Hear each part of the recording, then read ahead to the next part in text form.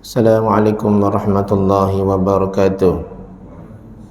Syukur Alhamdulillah kita semua dapat bangun subuh. Satu kejayaan besar kepada orang Islam bila dapat bangun subuh, sembahyang subuh berjemaah di masjid pula. Mana-mana yang tak sembahyang subuh kena qada balik kan. Bagi tahulah sesiapa yang kat luar tu. Jangan kata kat dia tak sembahyang subuh ni masuk neraka terus. Terkejut nanti kan. Qada balik, ganti balik. Kadang-kadang ada manusia ni dia terlepas subuh, maka kita bagi tahu qada lah, ganti balik hutang tu dengan Allah SWT. Apa-apa sembahyang fardu lah, gantilah balik. Kalau kita tertinggal yang lama-lama pun qada balik. Qada ni ganti semula. Macam tu. Selawat dan salam kepada Rasulullah sallallahu alaihi wasallam. Semoga Nabi kita dapat memberi syafaat kepada kita di akhirat esok, di mana hari yang penuh huru-hara, penuh dengan masalah terhadap diri kita sendiri, dan kita mengharapkan Nabi akan ingatlah kita semua dan memberi syafaat kepada kita untuk masuk syurga Allah Subhanahu Wa Taala. Jadi pagi ini kita menyambung kembali wasiat Imam Syafi'i yang keempat. Yang pertama, yang kedua, yang ketiga sudah. Ingat tak ingat saya tak pastilah. Tapi kita dah baca wasiat Imam Syafi'i ada 10. Imam Syafi'i telah memberi wasiat kepada muridnya sebelum dia meninggal. Apa dia kata? Barang siapa yang ingin meninggalkan dunia dalam keadaan selamat, maka hendaklah ia mengamalkan 10 perkara. 3 saya dah bacakan pada tuan-tuan 3 bulan yang lalu, sebulan 3. Ini masuk bulan yang keempat. Keempat tu wasiat yang keempat. Sebab dalam wasiat Imam Syafi'i tu banyak dia bagi nasihat. Macam tu. Baik. Yang keempat kata Imam Syafi'i, nak selamat apabila kita mati besok sebelum meninggalkan dunia, ialah pertama sekali hak kepada muka nakir yang keempat. Yang pertama hak kepada diri, yang kedua hak kepada malaikat maut, tunaikan. Ketiga hak kepada kubur, tunaikan, yang saya bagi tahu bulan lepas. Hak kepada kubur kan, antaranya jangan tabu fitnah, jangan kencing merata-rata, banyakkan solat tahajud dan membantu orang yang dizalimi. Itu hak kepada kubur, kita tunaikan. Selesai. Yang keempat tuan-tuan sekalian, hak kepada munkar dan nakir. Malaikat munkar nakir ni tugasnya menjaga mayat dalam kubur. Tugas dia. Dalam kubur tu adalah malaikat ni, munkar dan nakir, bukan raqib dan atid. Raqib dan atid dia berada di keliling kita untuk mencatat segala kebaikan yang kita buat, dan atid mencatat kejahatan yang kita buat. Maka berhati-hatilah dengan malaikat raqib atid ni, sebab dia berada di keliling kita. Kita buat baik dia catat, kita buat jahat pun ada yang catat. Kita tak catat, malaikat yang catat. Banyak tu kan, daripada kita bangun ni sampai nak tidur karang, malaikat ikut kita ke mana kita pergi. Hatta kita menyerut dalam store pun masih ada malaikat dekat situ. Baik. Yang pertama apa? Yang pertama kata Imam Syafi'i, tidak berbohong atas muka bumi ni. Tidak berbohong. Kita bimbang, kita manusia suka berbohong daripada pagi sampai nak tidur, bohong. Bohong dengan isteri. Isteri tipu suami. Ayah tipu anak. Anak tipu mak ayah. Macam tu. Pekerja tipu bos. Bos tipu pekerja. Macam tu. Banyak tipu. Di mana-mana pun kita tengok kan, kita tak tuduh orang. Kita tak nak orang suka menipu. Di tempat kerja tuan-tuan sekalian, pekerja menipu ketua kan, pekerja menipu ketua, ketua suruh pekerja menipu. Contoh, buat laporan. Bos kata laporan ni ubah sikit. Ubah macam mana bos? Benda ni tak ada, kita adakan dalam laporan. Itu tipu, betul tak? Tipu. Ataupun pekerja buat laporan yang laporan tu patutnya dalam tu ada, dia tiadakan dalam laporan. Kan? Laporan hari ni seorang murid jatuh dekat foyer contoh, jatuh di longkang, laporan hari ni. Tapi dia tak tulis tiada murid yang jatuh di longkang, sedangkan ada. Berlakulah satu penipuan kat situ. Ada kan? Macam tu. Tipu je kerjanya. Okey. Yang kedua, seorang suami menipu isteri dia. Isteri tanya, ni simple lah kan, kita tak buat pun, ni simple. Suami isteri tanya, abang dalam bank abang tinggal berapa duit, tinggal berapa ni? Nak cakap banyak sekarang susah, cakap sikit nanti dia tak minta. Ada RM4 je tinggal. Contoh. Betul bang? Betul. Sedangkan dalam bank suami ada RM300. Tipu tak? Tipu. Memang selamat. Selamat di akhirat, selamat di dunia, tak selamat di akhirat. Nampak? Itu antara simple menipu lah. Kan? Ataupun isteri telefon suami. Ini cerita-cerita di keliling kita lah. Bang, nanti kalau balik daripada kerja nanti, kalau jumpa jagung tolong beli ya. Baiklah. Suami pun balik naik motor, tengok jagung tu ada tepi jalan, dia tak beli pun. Ada. Sampai rumah, bang mana jagung? Jagung tak ada. Tipu tak? Tipu lagi. Tipu lagi. Manusia dikelilingi oleh penipuan, menipu kerja. Susah kita kan tuan-tuan sekalian, bayar nak menipu je. Ataupun seorang pekerja menipu MC-nya. Kan? Minta dekat doktor. Doktor, saya tak sakit doktor, saya nak MC. Tak boleh kata doktor. Etikat doktor tak boleh. Saya nak juga doktor sebab saya tak sakit, tapi saya nak MC. MC tu apa? Medical certificate kan? CJ sakit, bukan CJ sihat, bukan. Jadi bila dapat sijil itu, dia bagi kepada ketua dia. Bos, saya semalam sakit, ni adalah sijil saya. Bos percaya sebab memanglah bos percaya. Tapi lebih di dunia tak lepas di akhirat, sebab kita gunakan MC itu untuk menipu bosnya. Tipu lagi. Itu tipu MC nama dia. Susah tuan sekalian, kita nak hidup dalam keadaan yang tak menipu ni. Kadang-kadang nak kena tipu juga, tapi tak boleh menipu ni kan. Imam Syafi'i kata jangan menipu. Belum lagi anak tipu mak ayah kan. Kau pergi sekolah tak? Pergi ayah, melencong tompek lain kan. Macam murid saya dululah, macam-macam perangai kan. Datang sekolah, masuk kelas, lepas tu hilang, pergi cyber cafe, jalan kaki 2 orang, dapat tangkap kan. Dapat tangkap, darjah 6 lah, darjah 6. Saya panggil budak tu, kau pergi sekolah kan? Pergi ustaz. Kau cakap kat ayah kau macam mana? Pergi sekolah. Kau tak pergi sekolah, kau pergi cyber cafe. Dan saya tak maklum pun dekat mak bapak dia. Malih nak besar-besarkan apa tu masalah keluarga ni. Saya tak nak beritahu mak ayah awak sebab awak telah menconteng arang pada mak ayah awak. Saya panggil masuk dalam bilik gelap lah. Dalam sekolah tu ada bilik gelap kan, bukan nak tumbuk dia, tak, panggil cakap elok-elok kan. Yang buat macam ni tak elok kan.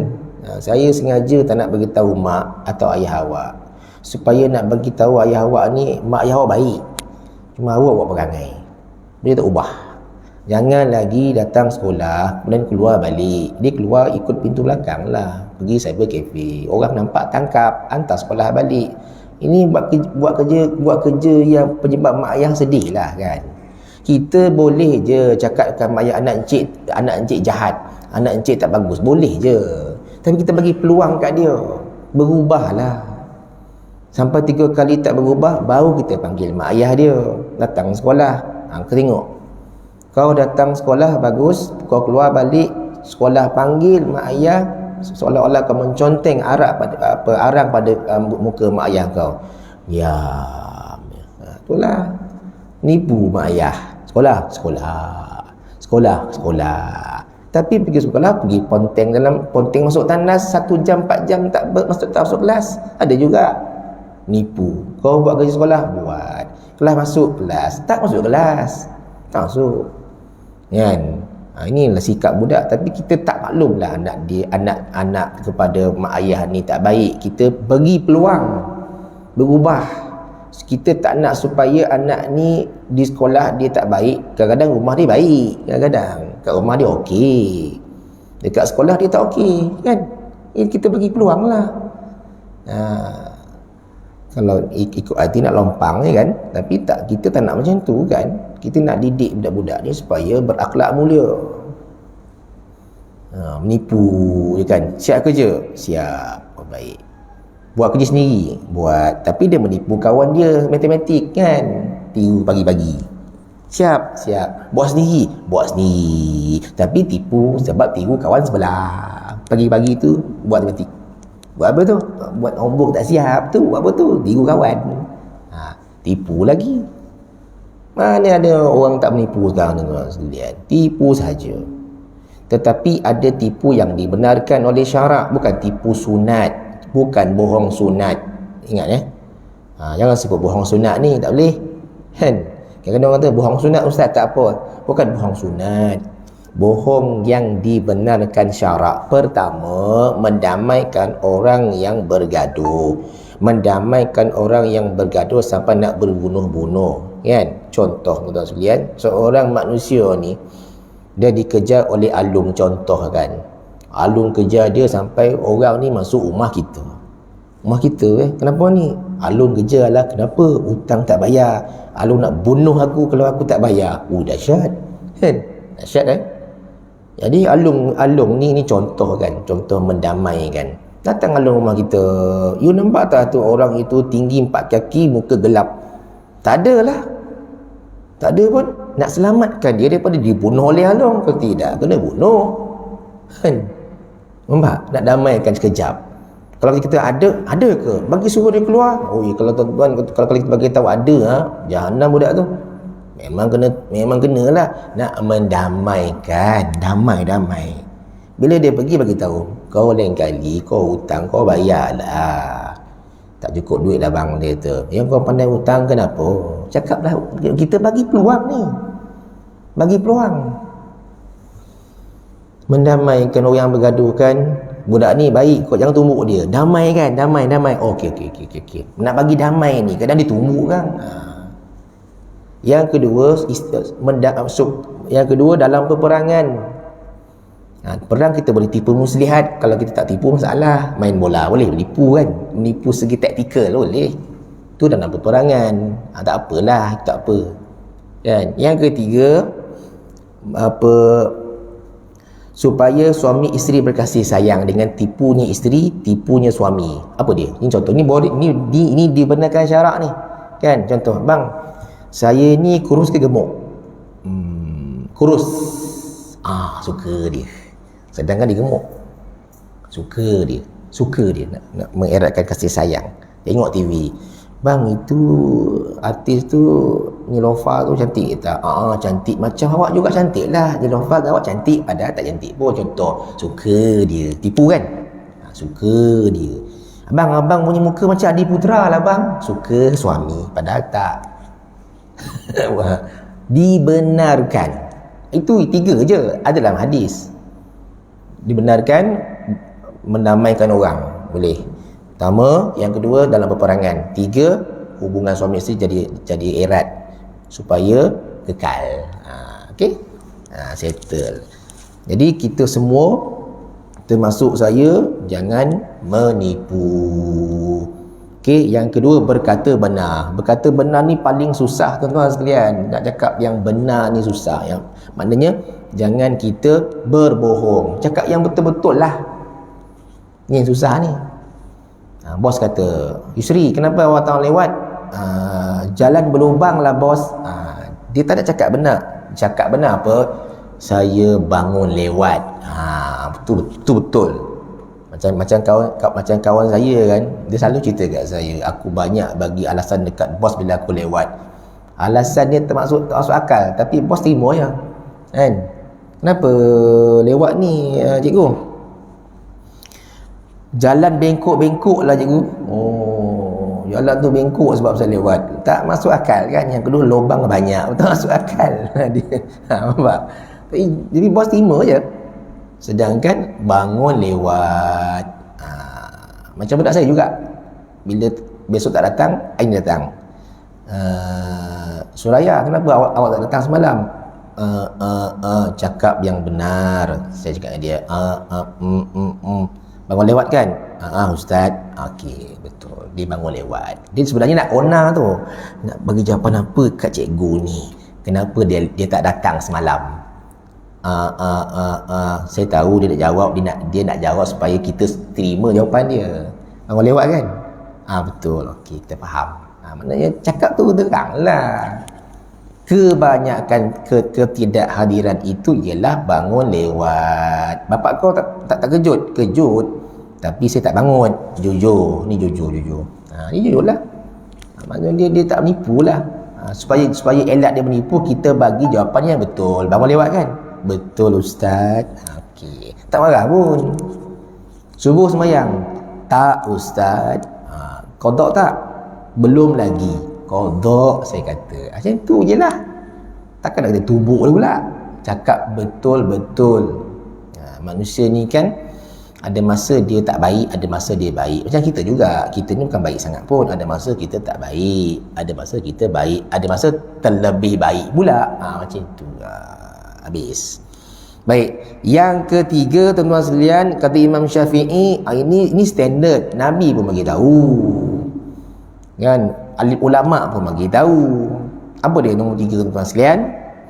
Sebelum nak meninggalkan dunia biar selamat. Ini paling perlu kita ambil perhatian, termasuk saya juga. Meninggalkan maksiat.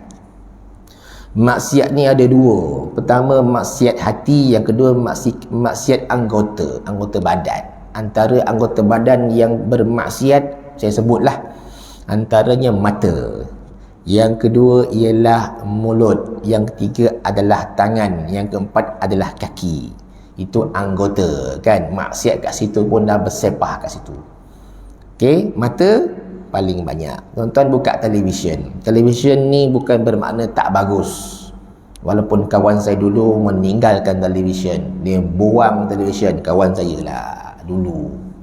Dia tak nak televisyen. Televisyen ni merosakkan dia, candu dalam kehidupan dia. Dia letak televisyen, kalau ada pun televisyen yang bukan flat tu, yang 4 segi besar tu, letak dekat mana? Letak dekat depan tandas televisyen. Menunjukkan, dia sebut kat saya, televisyen ni candu dalam kehidupan yang merosakkan. Dia letak kat tandas tu, depan tandas betul.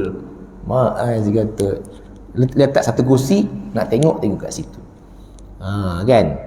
Sekarang dah tak ada dah TV tu. Sekarang dah ada TV yang besar dan dimasukkan Astro. Saya tanya balik, kenapa masuk Astro? Gambar tak terang lah. Okey, tak apalah. Nampak? Maknanya TV ni penting juga nak tengok, tapi kena pilih. Dalam TV itulah, kalau kita salah pilih, maka di situlah adanya kerosakan dekat kita. Maksiat mata kan. Tengok orang buka aurat, dosa tak? Dosa, jangan kata tak dosa. Tengok orang berpeluk-pelukan yang bukan mahram dalam cerita, dosa. Tak apa Ustaz, cerita ni ada pedoman. Memang ada pedoman, di situ ada dosa. Kan? Seorang suami, seorang isteri berpelukan yang bukan mahram, contoh dalam cerita, boleh tak? Tak boleh. Kita tengok babak tu, dosa berlaku, maksiat. Seorang lelaki yang bukan mahram, yang bukan isteri dia, yang bukan suami dia, yang bukan anak dia, berpegang-pegang tangan dalam satu slot, kita pun tengok, dosa tak? Dosa. Kat mata je banyak dosa. Itu belum tengok lagi video lucah, itu dosa melampau. Tengok aksi-aksi lucah, itu dosa melampau. Banyak dosa manusia. Kan? Itu dosa mata. Tetapi antara dosa mata dan dosa mulut lah yang paling banyak sekali berlaku. Tu Nabi pegang lidah ketika beritahu sahabat, tolong jaga lidah ni, kata Nabi, sebab biar selamat. Sebab Nabi tengok dalam neraka tu ramai orang masuk neraka. Nabi tengok ketika Mi'raj kan, Nabi dapat tengok suasana neraka tu, tengok ramai orang masuk neraka tu. Disebut dalam riwayat yang masuk neraka paling ramai perempuan. Dalam tu majoriti perempuan. Lelaki ada tapi lebih ramai perempuan. Tetapi bila Nabi tengok dekat syurga kan, lebih ramai yang masuk dalam tu orang-orang miskin yang masuk awal. Kan, orang lelaki ni dia susah nak masuk syurga tapi sikit dalam neraka, okey. Lelaki macam tuan-tuan ni nak masuk syurga payah, tapi lelaki dalam neraka kurang sebab Nabi dah bagi tahu perempuan ramai. Perempuan pula senang masuk syurga tapi ramai kat neraka. Sefair dia gitu. Kenapa perempuan senang masuk syurga? Sebab bila buat 5 ni, syurgalah dia. Jaga solat 5 waktu sehari semalam, puasa Ramadan jangan tinggal, jaga maruah diri kan. Jangan kita bila suami tak ada kita pergi keluar lepak-lepak dengan kawan, tak boleh. Keempat, aurat mau jaga. Kelima, taat pada suaminya, masuk syurga. Senang isteri ni masuk syurga. 5 ni kalau boleh buat syurga. Kenapa dalam neraka ramai? Pertama sekali aurat tak jaga, yang kedua mulut bercakap tak tentu hala, kemudian tak taat pada suami, yang keempat apa, maruah diri tak jaga, bercampur-campur bagai, tak jaga diri kan, suka nak bagi tahu dia ni siapa kalau dalam Facebook tu, suka nak tunjuk kat orang kan. Tu yang ramai Nabi tengok dalam neraka tu, ramai perempuan. Tetapi walaupun ramai perempuan, Nabi pesan perempuan ni masuk syurga senang. Laki dah masuk syurga payah. Sebab apa tuan-tuan sekalian? Dia ni macam-macam pegang amanah. Kan? Dia sebagai ketua keluarga dalam rumah, dia sebagai suami pada isterinya, sebagai bapa kepada anaknya, sebagai pemimpin di luar, pemimpin masyarakat, dia nazir dekat masjid, dia imam pula dekat luar, dia pegang pula koperasi. Banyak dia punya job. Kono pula dia pengurusi JKK, kono Q ni. Banyak dia punya, dia tu nak masuk syurga tu Allah tahan dulu, tanya amanah-amanah tu. Berbanding perempuan, kalau dia tak ada apa, duduk rumah lah kerja, tak pegang apa pun. Awak tak payah pergi masuk pos wanita, awak tak perlu masuk ni, duduk rumah, kata suami. Duduklah rumah, tak buat apa, duduk. Kuranglah dosanya, duduk rumah ya. Sampai masuk suami ajak pergi langkawi, settle kan. Perempuan nak macam tu lah. Suami tak bagi, bang kerja, tak payah, duduk rumah jaga anak. Okey, duduk rumah ya. Bang boleh tak saya masuk pos wanita? Tak payah, duduk rumah. Bang boleh tak saya masuk parti tapawai? Tak payah, duduk rumah. Duduk rumah. Jadi dosa kurang. Dia duduk rumah, dia taat pada suami dia. Suami tuan sekalian, banyak tanggungjawab dia kan, banyak kan. Tengoklah tuan-tuan, cuba tengok saja tuan-tuan pegang apa kat dunia ni, macam-macam pegang kat pejabat. Tu sebab lelaki dia susah sikit dia masuk syurga, sebab akan ditanya bermacam-macam. Okey, itu maksiat mulut jaga, maksiat mata. Mulut pun sama kan, bercakap bekerja kan. Yang ketiga, telinga kan. Orang kata tak apa ustaz, kita dengar lagu-lagu yang heavy metal rock ni tak ada apa dah. Memang tak ada masalah pun, cuma takut dia melalaikan kita mendengar lagu-lagu yang tidak sepatutnya kan. Kita malam-malam kan bukalah bacaan Quran ni tuan-tuan sekalian, kita dengar pun dapat pahala kan. Macam nak sebutlah tuan-tuan sekalian, orang-orang yang jaga Quran ni kan, kita dengar pun dapat barakah, kita simpan Quran pun barakah, tengok Quran pun barakah, hafal Quran pun barakah. Nak sebut Quran ni tak rugilah siapa yang baca Quran ni. Dalam satu forum tuan-tuan sekalian, saya ceritalah sikit. Forum ni saya dengar dalam Facebook. Forum ni real lah, ada dua ustaz, seorang lagi ustazah kot. Forum dalam Facebook dah 3 minggu lah forum tu. Siapa yang tengok, tengoklah. Saya tengok forum tu. Seorang ustaz cerita anak murid dia tu, anak murid dia meninggal, Mak Tahfiz. Nak cerita pasal budak-budak tahfiz ni, jangan kita kata mereka tak bagus. Mereka sangat bagus. Sebab apa? Hafal Quran. Yang kita kata tahfiz swasta ni banyak masalah, jangan macam tu. Bila sebut tahfiz je masalah. Tak, mereka bagus menghafal Quran. Walaupun budak-budak kecil kan, hafal Quran, hafal hari-hari hafal. Ui tuan-tuan, kita tak hafal Quran. Tiga-tiga cool je. Mati budak tu tuan-tuan sekalian, mati. Kemudian bila mati tu tuan-tuan sekalian, tanamlah budak ni, budak tahfiz kan, betul tak? Ustaz tu cerita dalam forum, malam tu mimpi budak tu. Dia mimpi budak ustaz tu yang tanam tu mimpi. Yang tanam tu mengali kubur. Mimpi, ustaz minta tolong sangat-sangat lah ni, tolong ubah saya punya kedudukan dalam kubur. Dia suruh ubah kan, dah tanam lah, suruh ubah. Nak ubah macam mana ni, dah tanam. Nampak tuan-tuan sekalian, apa yang berlaku ni? Hari kedua mimpi yang sama, ustaz tolonglah ubah saya sekarang. Ubah, nampak, dia cerita dalam forum tu. Hari ketiga pun sama, tolonglah ubah saya sekarang. Dalam kubur suruh ubah.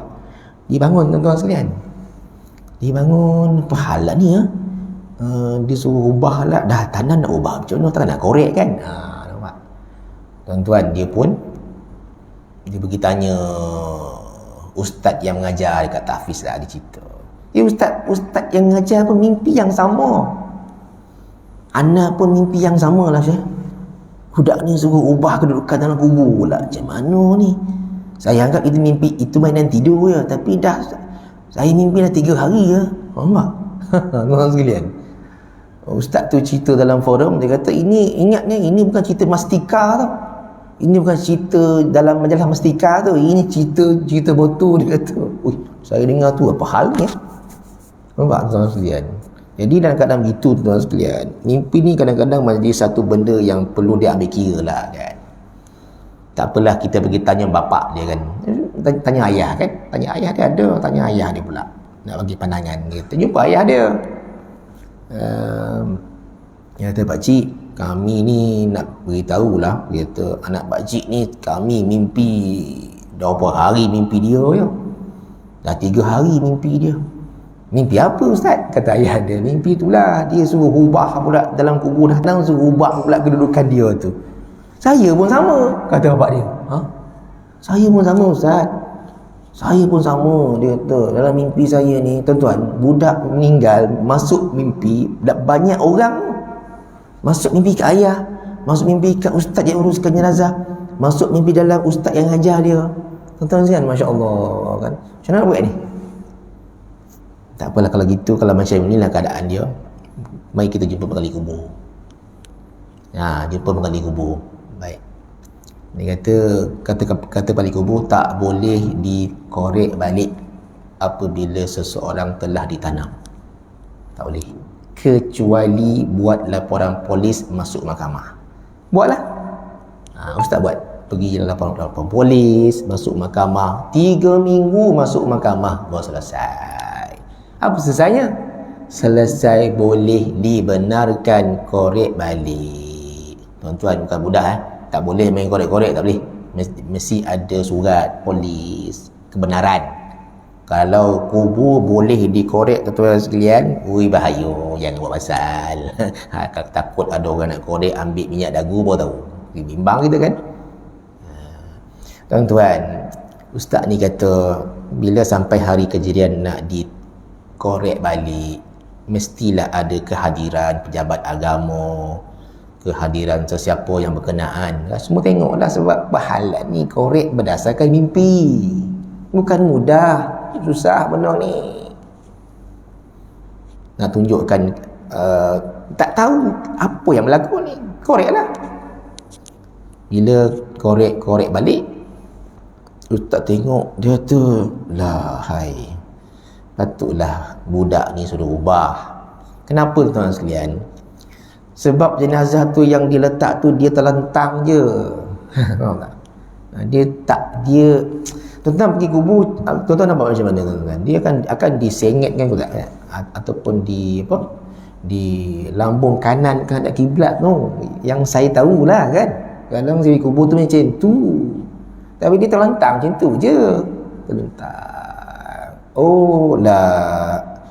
Rasanya inilah puncanya kot. Ni punca dia suruh alih kot. Bukan alih, dia suruh badan itu dihadapkan kiblat. Itu hak dia lah. Faham tak? Bukan mudah ni. Bukan mudah nak jadi macam ni kan. Sebab budak orang baik kan, dia nak macam tu. Oh, tu kata ustaz dalam forum tu, penting ke ilmu kita ni, dia kata. Kalau kita tak ada ilmu payah. Lepas tu tanya pengali kubur. Pengali kubur ni bagus, dia memang excellent lah, memang bagus. Lepas tu tanya pengali kubur, dia kata kubur-kubur yang lain macam mana? Sama je ustaz macam ni lah. Sama lah sekalian. Biar je lah, tak apa. Yang ni sebab mimpi, yang lain tu tak payahlah. Tak payah nak buat apalah. Maknanya orang-orang yang Quran baik ni sampai boleh masuk mimpi, dia kan Quran kan, maknanya bila buka muka dia 3 minggu tak ada apa, bersih lagi. 3 minggu tak adalah ada kesan-kesan Jahannam, tak ada tuan-tuan sekalian. Kesan daripada maksiat tak ada. Itu juga seorang ibu yang meninggal dah berbelas tahun di Johor. Cerita seorang anak. Kemudian kubur tu nak dialih. Allah nak alih lah kubur kan. Alih bukan satu kubur je, banyak kubur nak alih. Maka nak sebut mengenai orang-orang yang baik-baik ni kan, yang jaga Quran baik. Ibu dia tuan-tuan sekalian berbelas tahun meninggal, korek balik atau anak saksikan kubur mak dia ni. Tengok, Masya Allah, mak kita, ya Allah, muka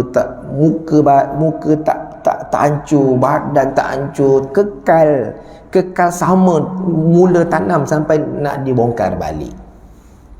Jadi mesti orang tanya, apa amalan dia? Dia tak ada amalan. Dia ni tukang ajar ngaji budak kat rumah tanpa bayaran. Ui, lagi susah nak buat macam ni. Ngajar budak kat rumah tak ambil bayar. Huish, ajar budak ngaji. Tuan-tuan, besar nilai orang yang ajar budak ngaji. Ajar orang tua ngaji pun sama. Dia punya ganjaran ni besar sangat. Ayah ajar anak ngaji, besar ganjaran. Kesan kat kubur besok. Bukan sekarang tak nampak. Ajar ngaji. Orang tak ambil pot bonak pun. Tapi kesan kat kubur tu. Suami ajar bini ngaji, ya Allah. Suami anak ajar mak ayah ngaji, ya Allah, kubur, ya Allah. Bayangkan seorang guru ajar murid dia mengaji, kemudian ajar murid dia menghafal Quran, ya Allah. Tak boleh bayang lah. Dia bukan ajar cara main muzik, tak. Main muzik tu tak ada masalah, mainlah. Ajar cara mengaji, ya Allah, itu Tuhan. Tak boleh bayang. Habis ya, itu cerita pasal kubur lah. Maknanya kelebihan orang-orang yang buat baik, meninggalkan maksiat Quran je. Bila ada banyak mak tahfiz, saya sokong je. Saya suka. Kecil besar tak kira, asalkan dia mengaji. Rezeki Allah bagi, jangan bimbang. Dia nak makan apa besok tu, asyik ngaji saja. Ini ayat ni saya kalau jumpa saya, besar besok rezeki tu Allah bagi punya. Quran dia baca. Nak jadi apa dia ni? Saya kata ada rezeki dia, kita bagi tahu. Ada yo. Kan, sedangkan apa tu ulat dalam tanah, OKU total, apa tu cacing tu tuan-tuan sekalian dalam tanah tu yang orang ambil buat mancing tu, dia OKU total tu. Dia lah tak nampak kaki tangan, tak ada tau. Dalam tanah OKU total. Memang dia tu Allah cipta tu tuan-tuan sekalian, tangan kaki tak ada. Dalam tanah hidup dia tu, bayang tuan-tuan sekalian, hidup Allah Ta'ala bagi rezeki kat dia. Lepas tu dia bagi rezeki kepada tukang mancing pula. Ambil zap, pancing. OKU total. Kita panggil dia. Masya Allah. Yang terakhir tuan-tuan sekalian, kata Imam Syafi'i sebelum tutup ni, nasihat menasihati. Nasihat. Kita susah nak nasihat jiran, nanti bergaduh, diam-diam sudahlah. Susah nak nasihat jiran. Walaupun tengok dia bergaduh, ada buat tak betul, nak nasihat ke tak berani. Nak nasihat jemaah masjid pun tak berani, takut terasa hati, diamlah. Tapi nasihat yang patut kita bagi ialah yang dokek dengan kita. Dua ni. Isteri kita, anak kita. Itu dah satu besar dah. Nasihat dia, awak nak keluar rumah, jaga tudung elok-elok, jangan pakai ketat-ketat. Nasihat. Awak jaga mulut dia, jangan cakap banyak dekat tempat kerja, diam, jangan mengumpat, jangan apa. Nasihatlah. Suami, isteri nasihat suami, abang kalau jumpa perempuan jangan tengok lama-lama ya, awak ada isteri kat rumah. Yalah, isteri nasihat. Nasihat cukup dah. Kita nak nasihat orang tak berani. Nak nasihat imam susah nak nasihat ni, dia sebab dia imam. Kita tak pada nasihat dia. Kan? Walaupun imam mungkin ada buat silap sikit, kita nak nasihat tak berani. Tak berani kita. Siapa yang layak tegur dia? Orang yang mungkin sama macam dia juga, yang boleh nasihatkan dia. Okey, baik. Ini antara 4 perkara yang Imam Syafi'i sebut dalam nasihat dia. Okey, tuan-tuan sekalian, maka oleh kerana syuruk dah masuk, itu adalah prinsip kuliah subuh. Bila syuruk dah masuk, maka kita kena tamatkan kuliah subuh kita. Jadi alhamdulillah dapatlah sikit-sikit ya, tak banyak pun sikit lah. Okey, kita akan sambung balik bulan depan, iaitu yang nasihat wasiat yang kelima, hak kepada neraca timbangan amal pada hari kiamat. Okey, insya-Allah. Okey, wallahu a'lam. Assalamualaikum warahmatullahi wabarakatuh.